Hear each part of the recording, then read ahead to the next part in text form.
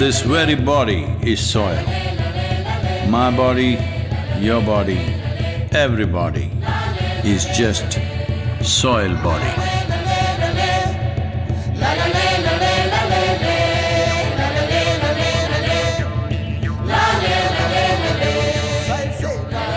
दोस्तों, सनातन सोच के जरिए हम आपसे रिक्वेस्ट करते हैं कि मिट्टी के प्रति थोड़ा सा जागरूक हो जाइए।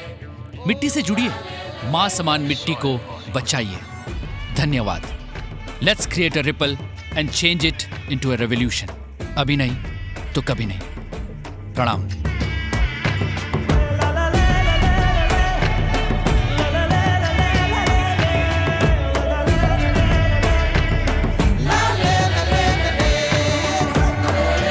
The magic of soil is it turns death into life.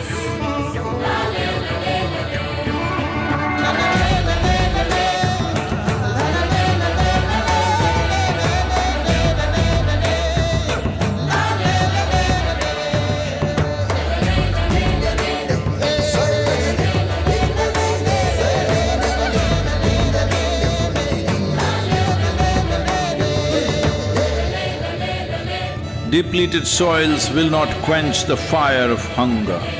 Unquenched hunger can burn the very world. This is a generational responsibility. Save soil. Let's make it happen.